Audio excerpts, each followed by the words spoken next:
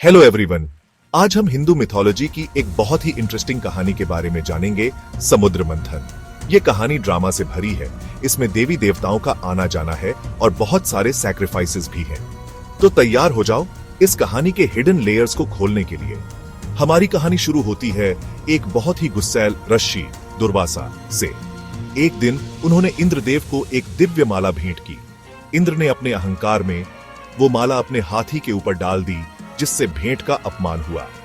दुर्वासा गुस्से से आग बबूला हो गए और उन्होंने इंद्र और सभी देवताओं को श्राप दे दिया कि वो अपनी सारी शक्ति और वैभव खो देंगे। अपनी शक्ति वापस पाने के लिए देवता भगवान विष्णु के पास मदद मांगने गए और इस तरह समुद्र मंथन की योजना बनी। अब थोड़ा मंथन के बारे में बात करते हैं। मंदरा पर्वत को मथानी बनाया गया, लेकिन वो स्थिर नहीं था और बार बार डूब रहा था।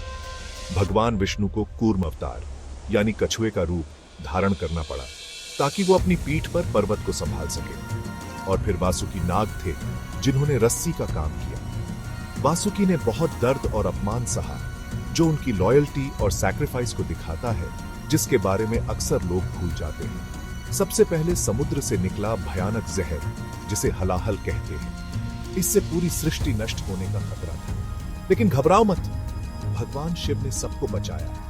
उन्होंने वो जहर पी लिया और नीलकंठ कहलाए, क्योंकि उनका कंठ नीला पड़ गया था। लेकिन कहानी यहीं खत्म नहीं होती। देवी पार्वती ने बहुत इंपॉर्टेंट रोल निभाया। उन्होंने जहर को शिवजी के पेट में जाने से रोका, अपने हाथों से उनका गला थामकर।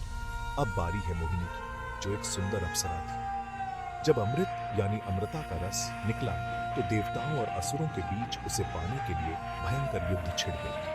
भगवान विष्णु ने मोहिनी का रूप धारण किया और असुरों को चकमा देकर देवताओं को अमृत पिलाया, जिससे ब्रह्मांड का संतुलन बना। लेकिन अमृत की अकेला खजाना था, जो समुद्र से निकला।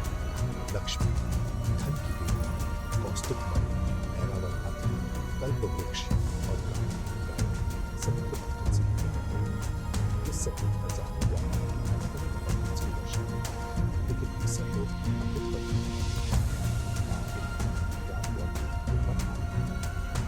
ने छिपकर अमृत पीने की कोशिश की, लेकिन सूर्य और चंद्रमा ने उसे बचाया।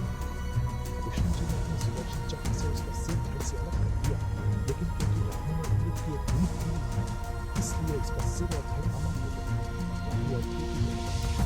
समुद्र मंथन सिर्फ एक कहानी नहीं है, ये अच्छाई और बुराई के बीच के इटर्नल स्ट्रगल को, हमारे मन की गहराई को और परसिवियरेंस के फल को दर्शाती है।